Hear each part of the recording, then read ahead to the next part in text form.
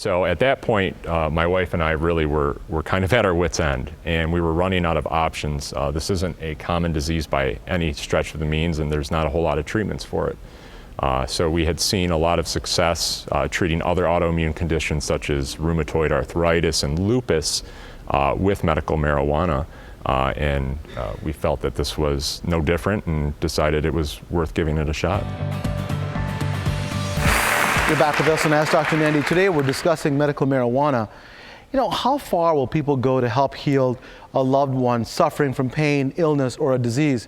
We're going to the home of Jim and Erin Powers, whose 5-year-old son, Ryan, suffers from a chronic autoimmune disease. Please take a look with me.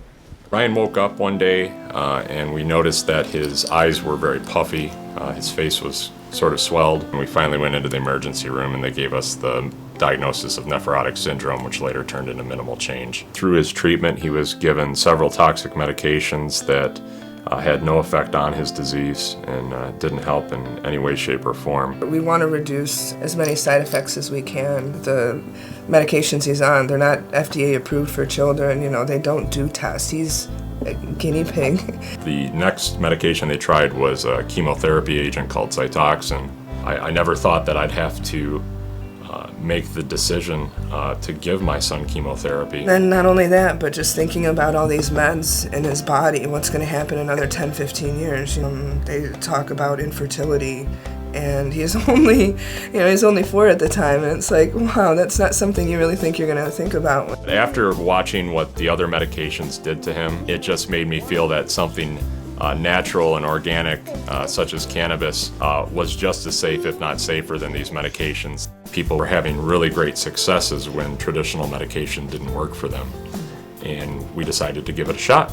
It was extremely difficult to find a doctor that was on board with prescribing such a young child, but we did find 2 very compassionate doctors that have worked with us. We found a strain of medical marijuana that works. The strain is called Tora Bora, which is the 2-to-1 CBD to THC ratio. It's administered orally. Immediately we saw his temperament change. He started sleeping well again, and he stopped complaining that his legs hurt him.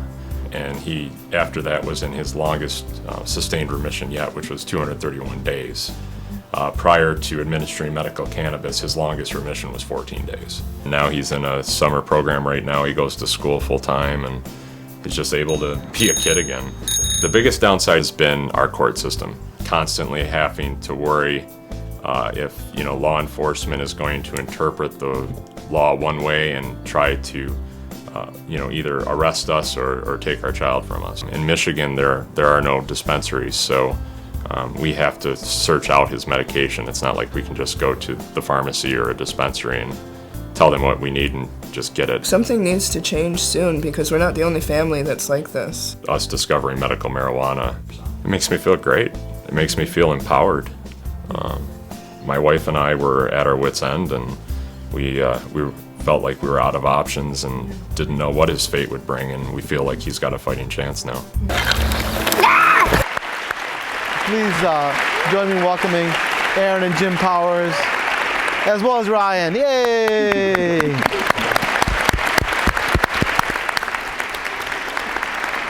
Those are pretty cool shoes. Avengers? Yeah. Yeah, I like that. All those colors, those are cool. Will you give them to me? No. No love. So tell me about Ryan's condition. What's been happening to him? Ryan has a chronic autoimmune disorder. It's called minimal change glomerulonephritis, or minimal change disease. And a mouthful, isn't it? Yeah, it sure is. And basically what happens is his immune system attacks his kidneys and causes a condition called nephrotic syndrome. And for those that don't know, nephrotic syndrome is just a fancy way of saying that your kidneys metabolize protein into your urine. So you said, it's a disease where your kidneys, if it doesn't work well, one of the things it does is that filters lots of things, and if you lose a bunch of protein and then he was swollen up. Yep. and was quite sick, and you lose your energy. And so, had you tried other medicines for this, both of you? I'm sure you did. Yeah, absolutely. What did you try? Can I ask you? The first thing that they tried was a very high dose of prednisolone, which is a steroid. Steroid, yep. And it did put him into remission, which we were thankful for, obviously. However, the issue was that he became what they call steroid dependent. And any time they tried to wean him off of the steroids, he would relapse. And this is a problem because the steroids take quite a toll on his little body. And so it was extremely important for us to get him off the steroids. Tell people at home who've never taken steroids just a couple of things that happened to Ryan when he had the steroids. So the first thing is obviously his temperament changed drastically. The cranky. Cranky is putting it lightly. My understatement, yeah.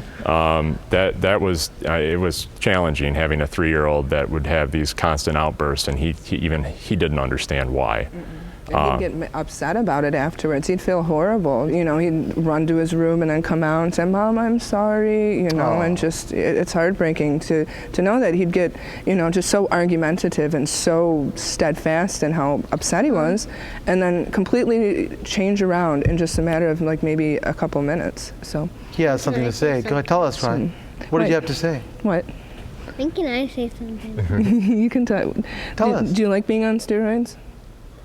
No. Do they make you feel funny? Yeah, I know, because I was about 7, maybe 8 when I was on steroids. So I remember my face was like about this big, and I always felt crappy and always felt weak, always felt tired. Different condition than him, so I understand. So you tried steroids to put him in remission, but once you took him off the steroids, the disease came back. That's right. So what happened then with that? So the doctor, his specialist, gave us 2 options. One was to try a drug called 𝗖𝗵𝗲𝗧, which they give to organ transplant patients to reject or to prevent organ rejection, rather. And the other was Cytoxan, which is a chemotherapy agent. We tried 𝗖𝗵𝗲𝗧, it didn't work. So it was about at that time that we discovered he had cataracts in both of his eyes from and that's from the steroids? From the prednisolone, that's right. At that point, there's about a 90% chance that he's now sterile because of the Cytoxan treatment. So at that point, my wife and I really were kind of at our wits' end, and we were running out of options. This isn't a common disease by any stretch of the means, and there's not a whole lot of treatments for it. So we had seen a lot of success treating other autoimmune conditions such as rheumatoid arthritis and lupus with medical marijuana. And we felt that this was no different and decided it was worth giving it a shot. Were you a little apprehensive, both of you, in the beginning? Because there's a big stigma with this, right? I think my wife was more apprehensive than I was. You know, and it took us a little while to figure out what would, you know, be better for him. You still look at it as like, I'm a mother. This is what I'm giving to my son. You know, what are people going to say? You know, can I even talk about it? Who can I tell? And it kind of alienates you in that respect, because you know you want to do what's best for your child and you want to give them something that you know will help them, but you know it's just such a hard decision. And the thing is that is why we're doing the show, because we don't want moms and dads to feel that way. That, you know, look at this little boy, and everybody in this room saw the difference before and after. Now we don't know all the details, but if that cannabis helped him to feel that way, that's incredible. So we don't want parents, I'm sure you agree with me, to feel that way and have that apprehension.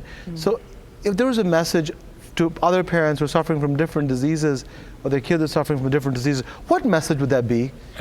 I would say keep your options open. I mean, we're by no means discounting traditional medicine. Ryan is definitely very active with his specialist and still takes pharmaceutical medication. But this has made a world of difference, and we've seen it make a world of difference in tons of children. And like you said, you're not alone. And you know what, the biggest reason that viable option should be there is between you and your wife. That little cute little boy is sitting there and is able to come on the stage. I guarantee if you didn't go the alternative, he probably would not be able to do that today. I agree. So I applaud you for your efforts in taking the step. As a parent, I know, and you know this too, you just do anything to help your baby, you know, and I'm glad you went the extra mile. We have to take a break. When we come back, we're going to meet the first minor patient in the state of Michigan to be prescribed medical marijuana. Please stay with us.